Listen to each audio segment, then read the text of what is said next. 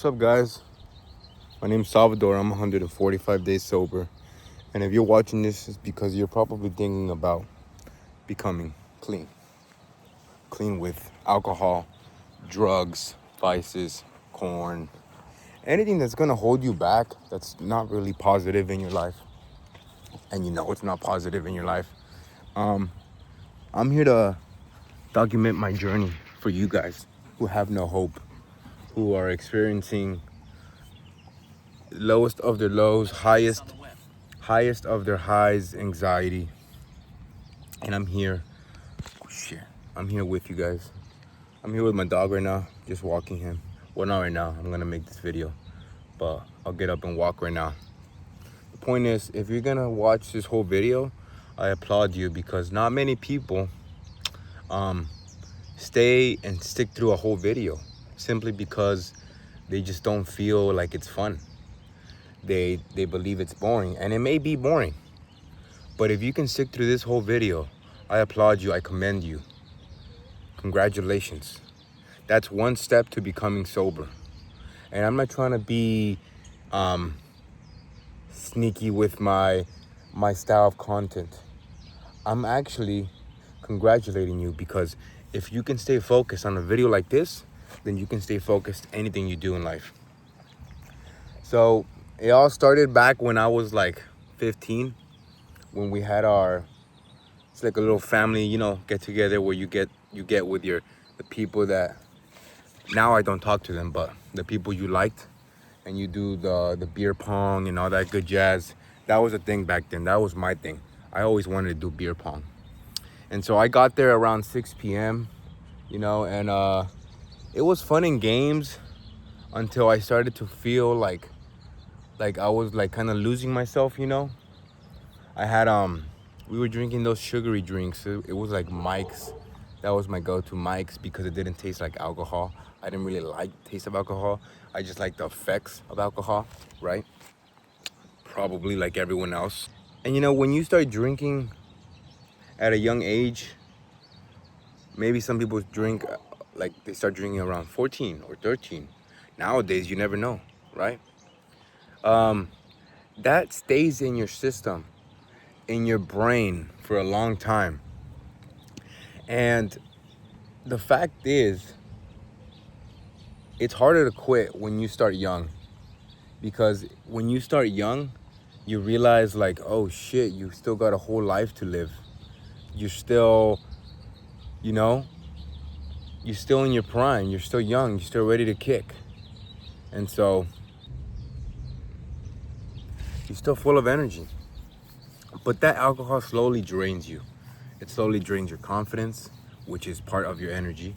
It slowly increases your anxiety, which we all know when you do something that you kind of regret, even the tiniest bit of regret, it drains you. You feel ashamed. You can't look at yourself in the mirror. You can't think straight. You can't talk straight. You can't look at people in the eyes and say, oh yeah, I am this guy. I can do everything. I am strong. You can't do that. You can't fake confidence. Some people say fake it until you make it. I think that's total bullshit. What I would like to say and do, and I'm doing now, is become it every single day. And then you won't have to fake it until you make it. No, every single day, just follow your daily rituals, your daily habits of being aligned with that voice inside your head. You know that voice where it's telling you, hey, go for a run.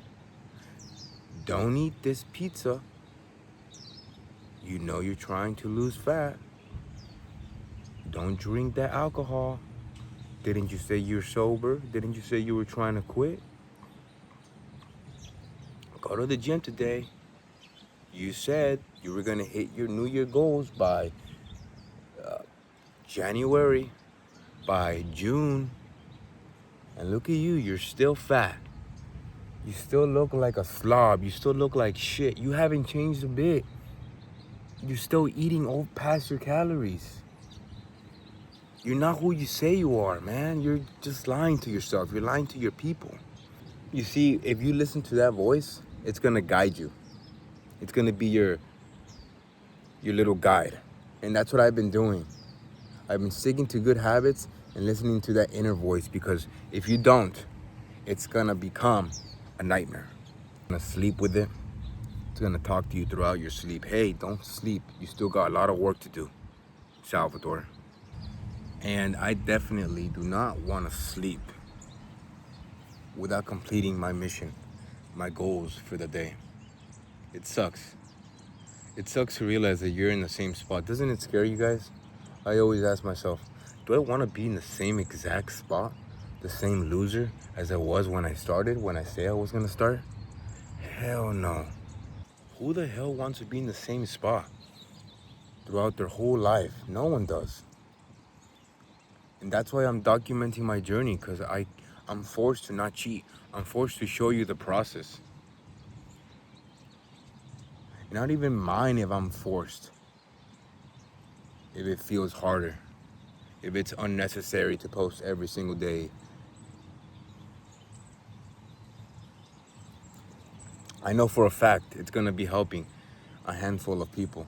And a handful of people is enough, because that handful of people, once they receive the benefit from these videos, once they take action on the certain things I say, it's gonna be a domino effect of positivity.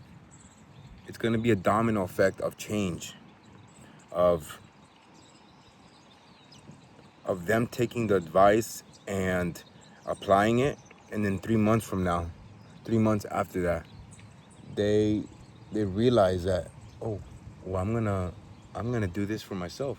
I'm gonna post videos. I'm gonna help someone out. I'm gonna help my family out.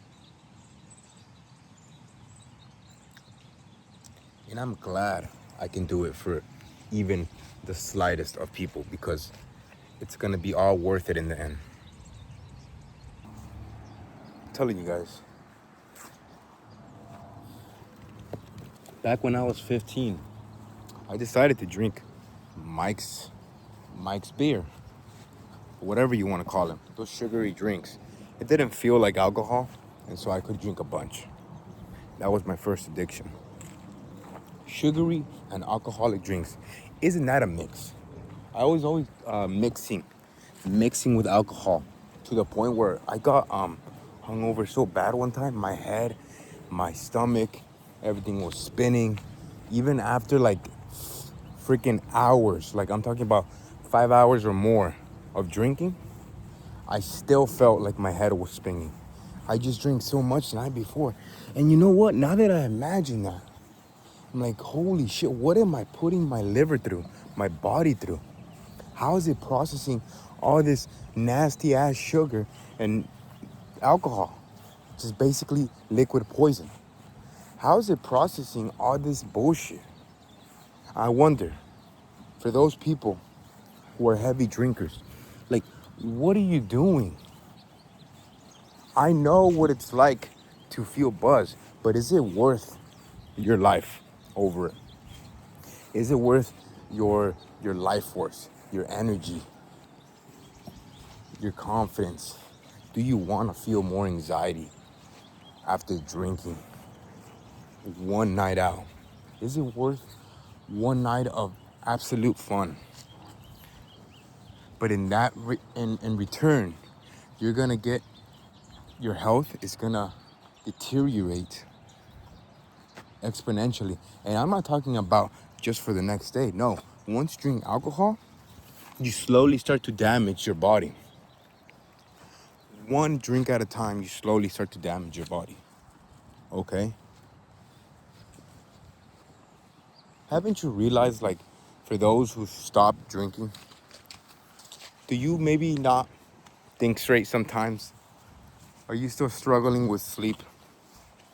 Are you maybe, I don't know, your words slur and you just can't seem to get that word out, the ideas out, your creativity is almost depleted? That's what happens. That's the long-term causes. Will it come back? I don't know. It's slowly coming back for me, but still, very slow. And so that's why I'm trying to stop you guys from drinking heavy. I know what it's like. I know what it's like to need that buzz, to need that feeling of vibing, that feeling of not caring about the world's problems and enjoying it on this one day, to almost invite demons to come in. When you drink, it's almost inviting demons to come in, demons into your life. Look, I get that there's people out there that you admire that drink, okay? But you're not them, all right? You don't do what they do. I'm not saying they deserve it, but just because someone you admire drinks doesn't mean you should drink, okay? We all have our things we must do and things we must not do. And it's definitely debatable. No, it's not debatable to have a drink. It's not gonna help you. Like it didn't when I was 18 and I blacked out having that bonfire somewhere by the beach here, and my mom had to pick me up. It was a nightmare. My ex had to call her and say, hey, he's done. He can't even stand up right. Pick him up. How many blackouts have I had? I can't keep track. I've had at least over 10, minimal 10. And that's a lot of blackouts. Think about how much you need to drink to black out. Think about the alcohol you must intake to black out.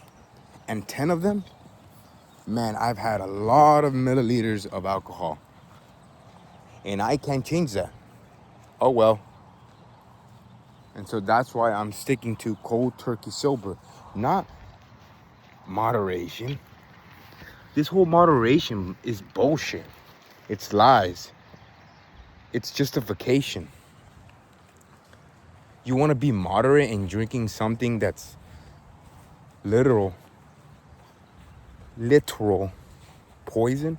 Like, how is that even moderation? I don't know how we came to this point where being moderate with things that we know is bad and we can just simply avoid it is okay. It's definitely not. It's definitely not okay to be moderate about drinking. Just quit cold turkey sober. It's not easy. It won't be easy. Don't think it's going to be easy. Nothing in life is easy. Get over it. That's why when I feel like I don't earn it, or when I feel like I've lost my high frequency, I work on myself. I don't record myself. And then I come back stronger when I stick to my habits. And so the more you stick to your good habits that you have in your head that you know you need to complete every single day, because it's a daily process, it's a daily step forward, then that's when things change. Okay? And so I'm going by this day by day. Okay? Just the other day I craved alcohol. Did I drink? No. It's hard. See, when the test comes and it's harder, when the cravings are high, the triggers are everywhere, everyone's peer pressuring you, that's the true test.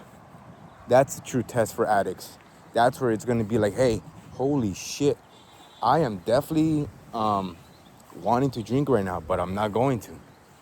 That's the test. See, when I go to Mexico again, God forbid nothing happens by the time I go, that's when I'm going to be tested. Because it's going to be everywhere, guys. Trust me.